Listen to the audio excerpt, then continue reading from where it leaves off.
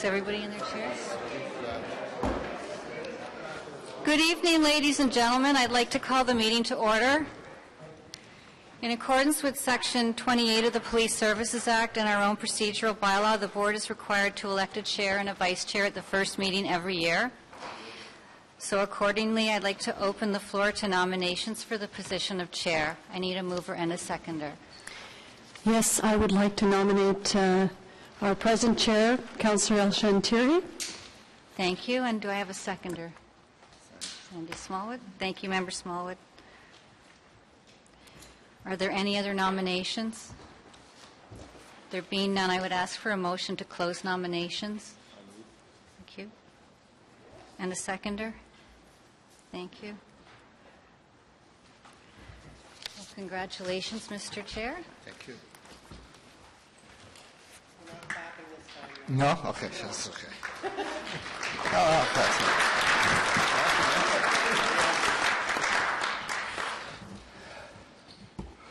Thank you very much, folks. Looking forward to continue working with you. And now we'll open the nomination for the vice chair. So I need a motion. I would like to move a motion to nominate our current vice chair, former Mayor Jim Durrell. Okay, so seconder, Suzanne. Member, any other nomination from the floor? I see none. Need a motion to close the nomination. So moved. Okay. Seconded by Carl, I guess. Okay, congratulations, Mr. Vice Chair, and thank you for the role. So,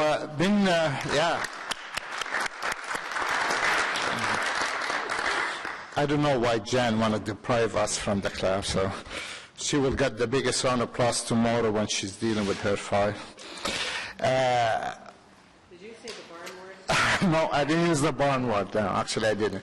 But being the first meeting of the 2016, I hope you and your family had a good holiday, and looking forward to working with you in 2016. And obviously, we'd like to begin our year 2016 with some good news. So, with a check presentation from the gala. So, Chief, I want to congratulate you and another successful gala. Since 2010, our service has raised over $545,000 for local charity. That's a great achievement.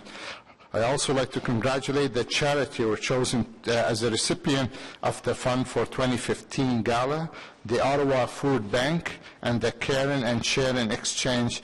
They do an amazing job in our community. So on behalf of my colleagues, the Police Service Board, I'd like to thank you both for your leadership in your organization and continued success in our city. Thank you. And I'll turn it over to the Chief. Mr. Chair, thank you very much. As you said, we're happy to be presenting tonight with the proceeds from our 2015 gala to the Ottawa Food Bank and the Caring and Sharing Exchange. This year, we raised a total of $85,000, so we're happy to turn over $42,500 for each of the charities.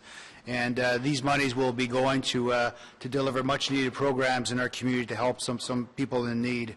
And we're also very proud to assist these two local charities. And with me tonight is Inspector Mike Laviolette, who is the chair of this year's gala, representing the Ottawa Police Service. We also have Mike Sangster from TELUS, who is the one of the community co-chairs and a great sponsor for us. And tonight, representing the Ottawa Food Bank is Executive Director Michael Maidman, and also from the Caring and Sharing Exchange, Cindy Smith, the Executive Director. Next year's gala is November 5th, 2016. But with that in mind, I'd ask Michael and Cindy and Mr. Sangster and Inspector Laviolette to come up, and we'll present you the checks.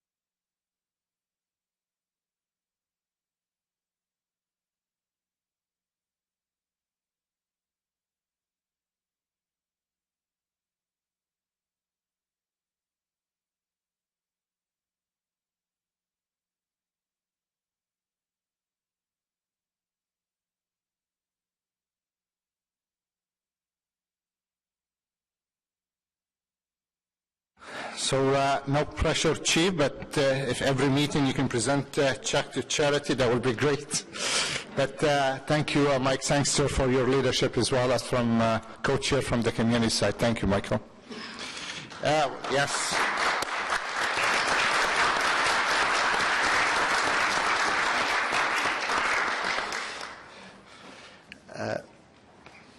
So we'd like to call our meeting to order for January 25th.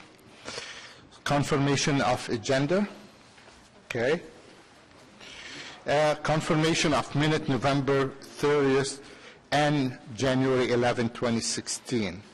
Okay, thank you. Thank you very much. Declaration of interest. None. Inquiries, none at this moment. So we have notice of motion, amendment to the procedures bylaw, and that's for to be in the next meeting, March meeting, actually. Is the item? Okay, thank you. Receive, actually. Item number 1, we have the Chief's verbal report. We'll hold item number 1. Item number 2, we have the business plan, innovation and investment in community safety, and we do have a presentation from our staff. Item number 3, amendment to a board training policy. Is the item carried? Approved? Thank you. Thank you. Item number 4, amendment to the public reward policy. I believe, Member Smallwood, you indicate you have questions you like to ask now, or you want us to hold the item? Well, I know it's a quick clarification from the Chief, so maybe you can ask your question right now, please. Hi, Chief. My concern about the policy was I want to make sure that it's abundantly clear to the public that the existence of an award isn't going to lead to some sort of preferential treatment to that particular case where the award's involved. I think it's really important that we don't have a perception of two-tier policing where somebody puts forward some money and suddenly that particular case gets the attention of the force. And so if you could just explain how you will ensure that that is not the case, that there is no sort of double standard or two-tier policing. Thanks. Chief? Thank you, Mr. Chair. Absolutely not. The current process where how we assign priorities to cases will continue regardless of if a reward is offered by a third party. We will continue to do business the way we do it now. What may happen is that the offering of reward may generate some tips, which will be required to follow up like any other case. But you're quite right in stating that the offering of a third-party reward will not change the priority status of the file as being investigated by any of our units. Okay, thank you very much, Chief. And with that, can we carry item number 4? Okay, thank you. Item number 5, and that's part of budget item. It's been approved previously, but it's the purchase of conducted energy weapons. Okay, thank you. Item number 6, the Real You Wellness contract renewal for 2016 to 2020. Okay, thank you very much, and I'd like to thank the Director General and her team for doing a job well done with this item, and the message to Dr. Armani for doing such a wonderful job. Item number 7, Ontario Association of Police Service Board 2016 membership renewal. Thank you. And item number 8, appointment of Special Constable, Ottawa Police Service. Okay, thank you. Item number 9, also is the appointment of a Special Constable, OC Transpo. Okay. Item number 10, appointment of a Special Constable, Carleton University. Item number 11, Ottawa Police Service Board Work Plan 2016. It's receive and carry. Thank you. And item 12, Board Activities Training and Performance 2015 Annual Report. That's it. Thank you. Item number 13, receive. Item number 13, Board Calendar of Monitoring Requirement for 2016. Receive. Thank you. Item number 14, performance report, fourth quarter 2015. See. Item number 15, legal service status report 2015, fourth quarter. See. Item 16, secondary activities 2015 annual report. See. Item number 17, public reward policy 2015 annual report. Item 18, appointment made under the Interprovincial Policing Act 2015 annual report. Is the item received? Received. Item 19, Board Discretionary Fund 2015 annual report. Received. Item number 20, outstanding board inquiries in motion January 2016. See, and we are up. Item number 21, letters of commendation. See, and we do have other communication under correspondent A and B. Is the communication received? Thank you. And we'll go now to item number 1, with the Chief's verbal report. Chief. Thank you very much, Mr. Chair. Congratulations, Mr. Chair, Mr. Vice Chair, on your re-elections. And thank you very much to both of you for your continued leadership, and we look forward to continue to work with you in your current capacities. And for my verbal report, I'd like to make a few brief comments on two particular issues, guns and gangs and break and enters. The issue of guns and gangs is one that our service has been focused on. We've increased staffing to our guns and gangs unit and ensured that this is a service-wide priority. We began the year with 5 reported shootings. All those cases are currently being investigated. Our officers are working each and every day to investigate these crimes and hold offenders accountable. Just last week, 2 individuals were charged in relation to a recent shooting on January 15th on Innis Road, in which a man was struck by a bullet. And as a result of the investigation, a loaded handgun with ammunition was also seized. The reality is that guns are becoming more accessible and that the criminals that have them are more inclined to use them. And we are adapting to this shift. Last year alone, we charged more than 150 people and laid more than 1,200 charges in relation to guns and gang activity on our streets. In addition, we seized 76 crime guns from our streets. But we know that enforcement alone is not the answer to this issue. We continue to support our partners' efforts on intervention, prevention, and neighborhood cohesion through the Ottawa Gang Strategy. I'd also like to commend the work of our break and enter teams, who have been very busy investigating a number of cases across the city and have successfully solved many of them. In the last month alone, they have laid 284 criminal charges, and here are a few highlights that stand out. Beginning in early December, we received a number of reports of smash-and-grab style break and enters across the city involving 2 suspects. The suspects would arrive in a vehicle, then smash the glass on the entrance of the door business. Once inside, the suspects would target the cash drawers. East Patrol officers located and arrested the suspects in early January. Break and enter investigators were able to link the suspects to a total of 11 incidents, resulting in 42 charges. And this investigation is ongoing and further charges may be laid. Another individual was arrested on January 14th on Carling Avenue following a break and enter. This suspect was linked to other investigations and is currently facing 21 charges. And finally, earlier this month, a person witnessed his neighbor's door getting kicked in on Dufour Drive. Police were called and were able to arrest the fleeing suspects. The investigation found that the suspects had committed a second break and enter in Orleans. As well, one of the suspects was wanted on a Canada-wide parole warrant and was believed to be responsible for at least 20 residential break and enters in Ottawa since mid-December 2015. Both suspects are facing a number of charges. Mr. Chair, this outlines some of the excellent work being done by our members on an ongoing basis. Thank you very much. Thank you, Chief, and I believe we have a couple of questions from our colleague. We'll start with Member Turney. Councillor Turney. Great. Thank you very much, Chief. I do appreciate all the great work that you guys are doing. I think there's still a ways that we can go, but it looks like there's a new strategy that should help out.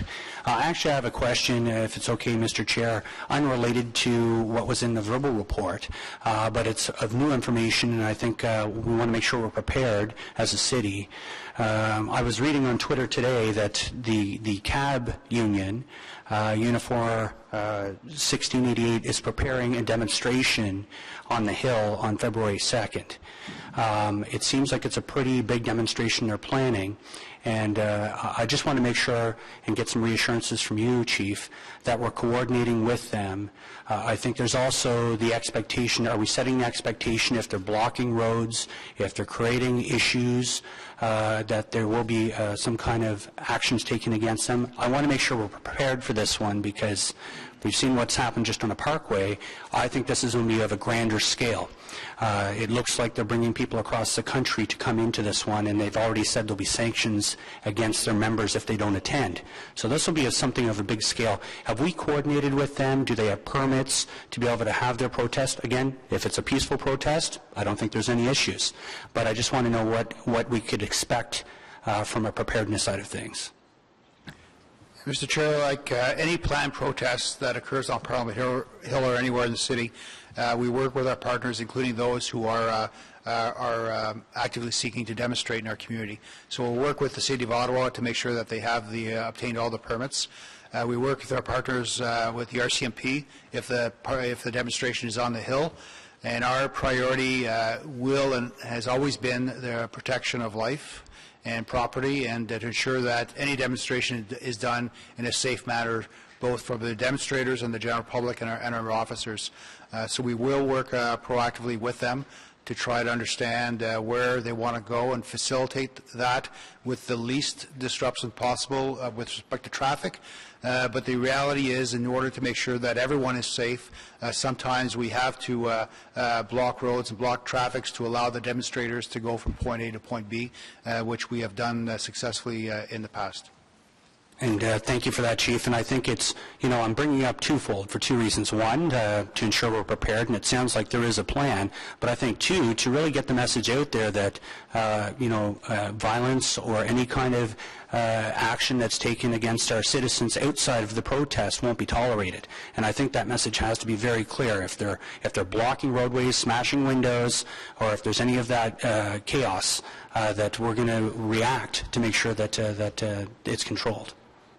Mr. Chair, I think the police service has demonstrated that they will hold offenders accountable for those who don't behave according to the law. We have charged individuals with respect to smashing windows and drivers on the parkway. We've held those accountable who violently stormed the offices on Coventry Road. Charged them with criminal offences. So we will intervene if appropriate at the time, and conduct the investigations necessary to hold those accountable that don't follow the rules of the law. Okay. Thank you, Councillor Kennedy. Councillor Harder. Thank you. I'm not sure whether it was you, Chief, that I heard on the radio or somebody that was talking. That's what I like about you. You let other people actually play a role. But this past week, within the last week, the top 10 signalized intersection collision locations was released. 5 of the 10 are directly because of Barrhaven. And it's absolutely because of volume.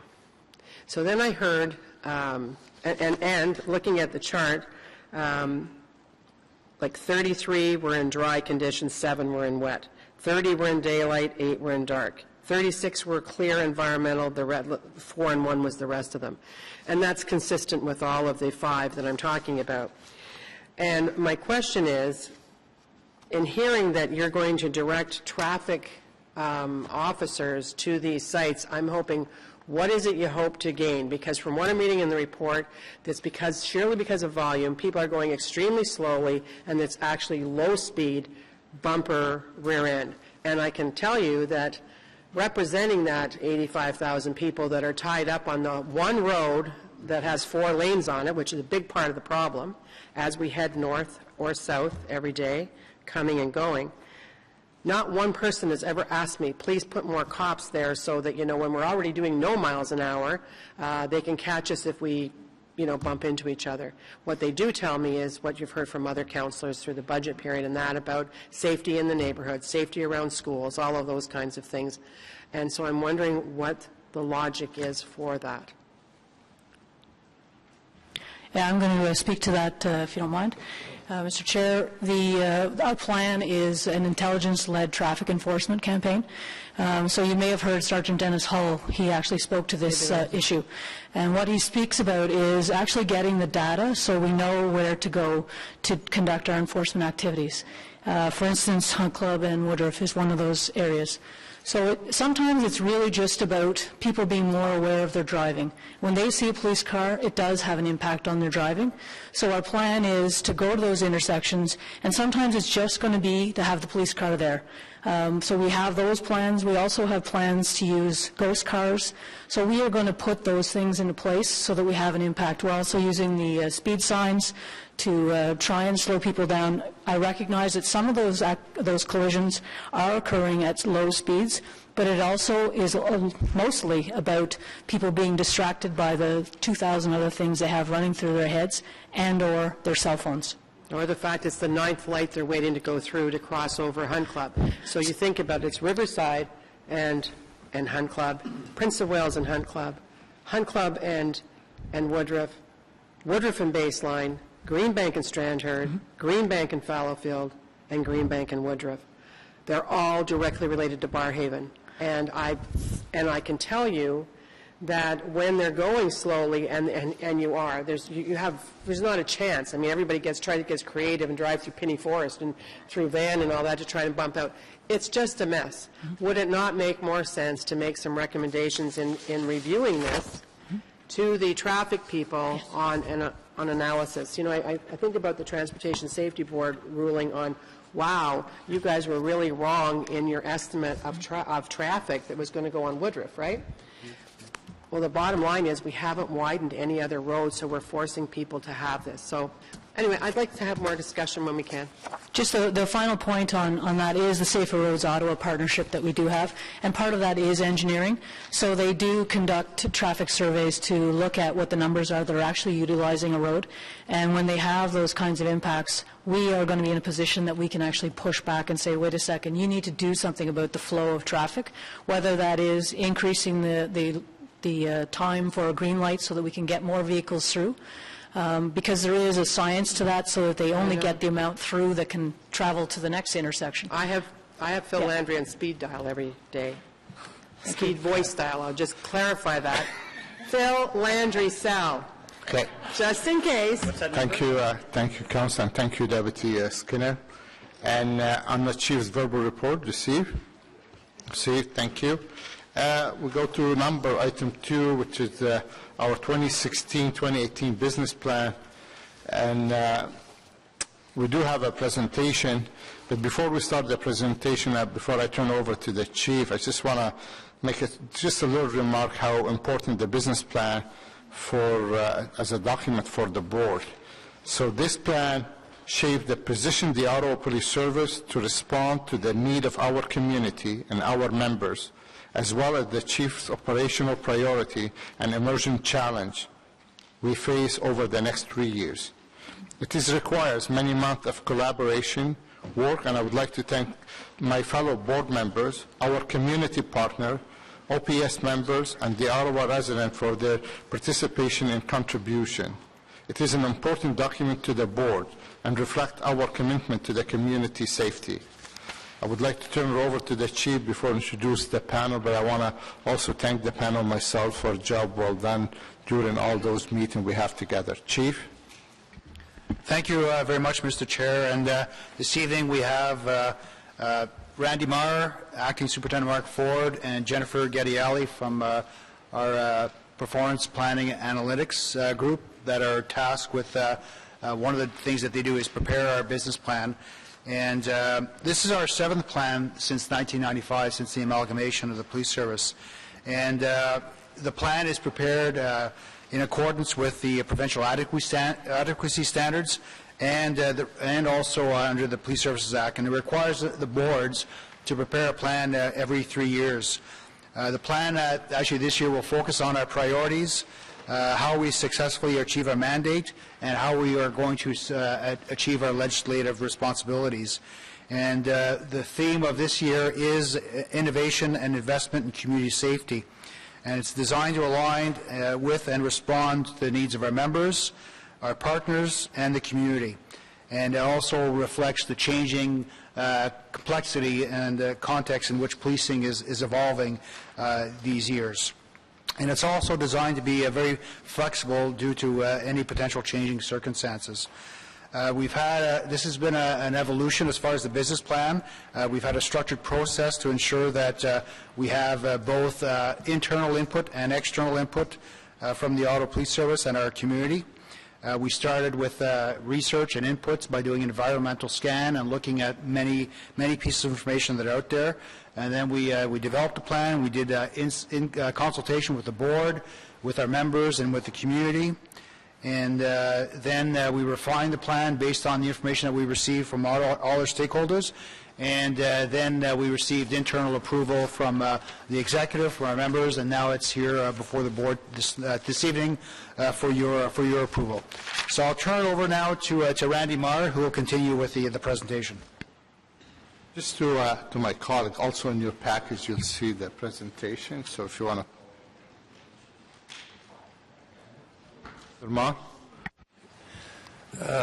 Thank you. Mr. Chair, one of the steps in the planning process that the Chief identified is getting a good handle, understanding, and identifying where we are in our policing business, getting a sense of the overall context. And this involves a whole range of activities, whether it be person-to-person, consultation, conversations, surveys and whatnot. But at the end of it, the heart of it, we're trying to identify the issues, trends, opportunities, and concerns that affect our operations and how we interact with the community. And that could be at a variety of levels, whether pulling together information, inputs, background, at the community, provincial, national, even at the global level.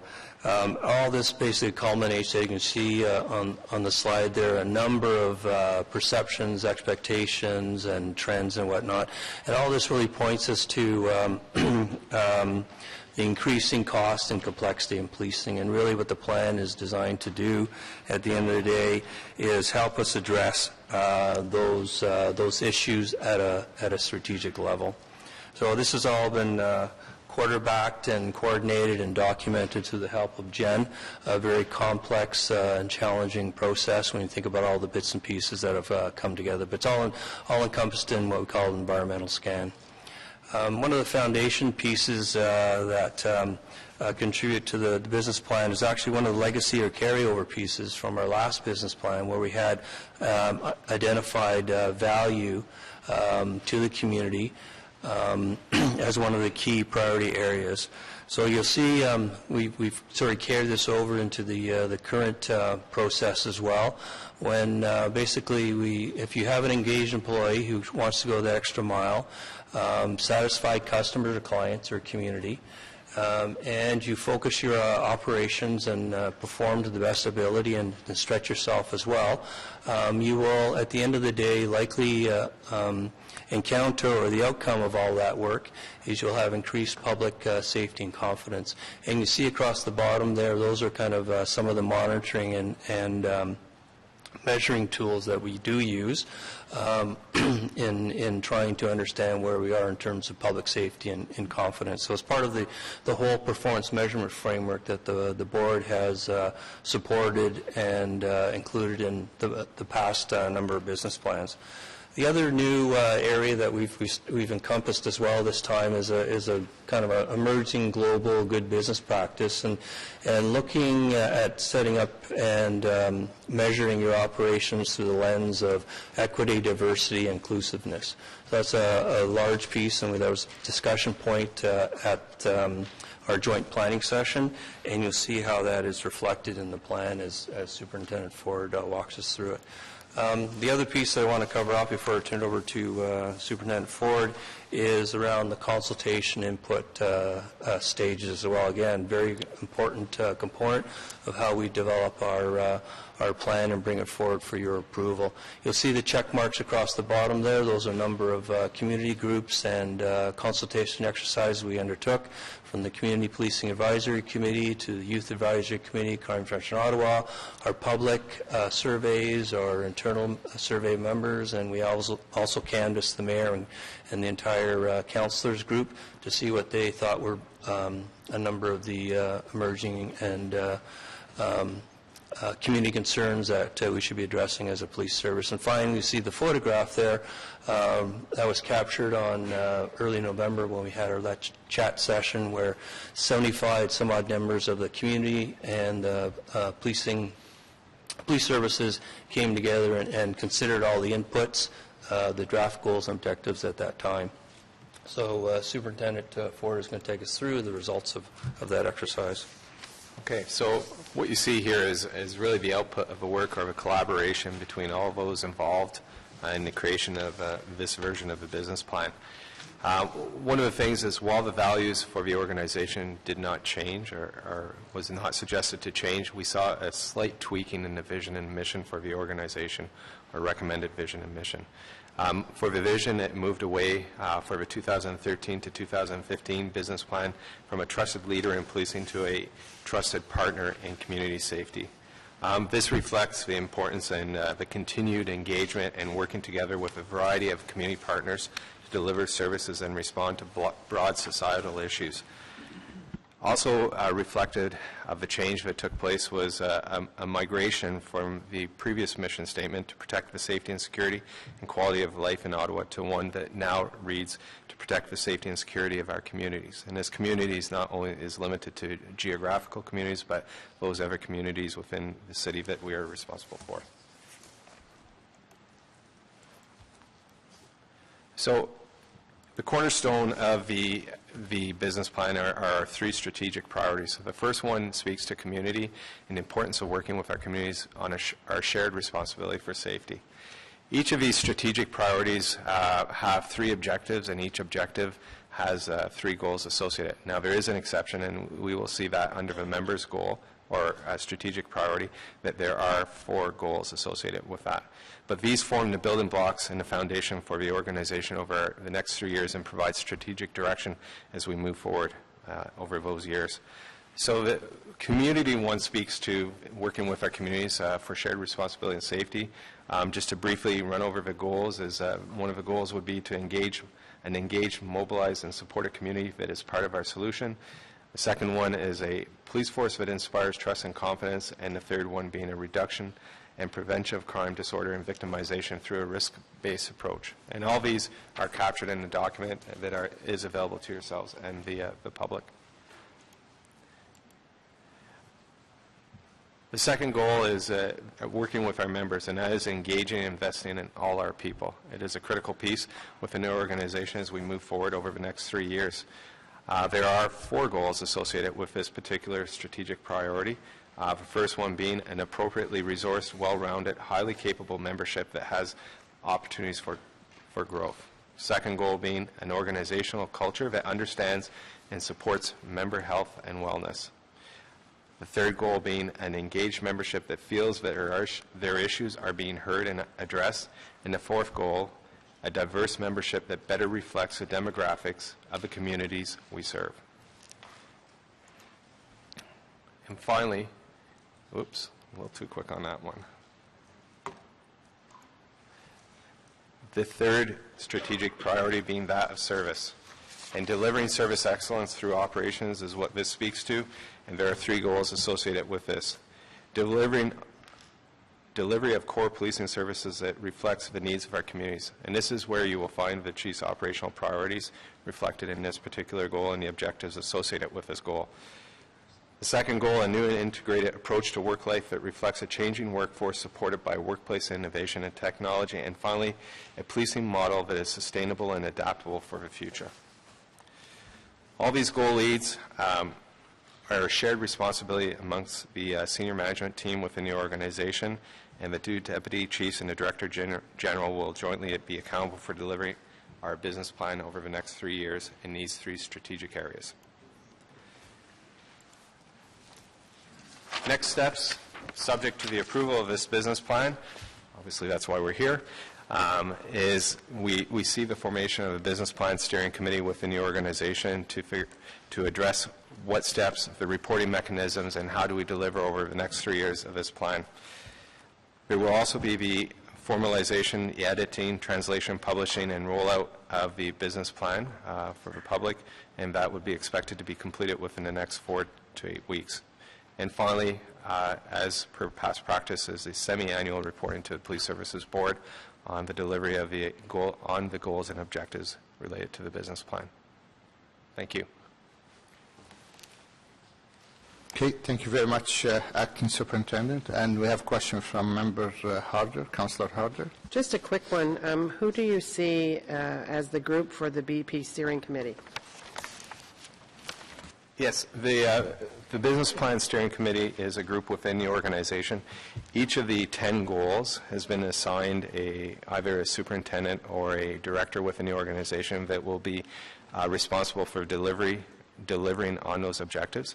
So if you look at each of those goal leads combined with the 2 deputies and a director general, that is the composition of the steering committee. Thank you, Councillor Harder. Member Velikat. Thank you, Mr. Chair. On your members, in the members category, I noticed that goal number 4, I think this may have been added recently, a diverse membership that better reflects the demographics of the communities we serve. I'm wondering if you can explain to me how you plan on doing that. I think there's a number of objectives that speak under that, how we're going to do that. The broad strategies are yet to come.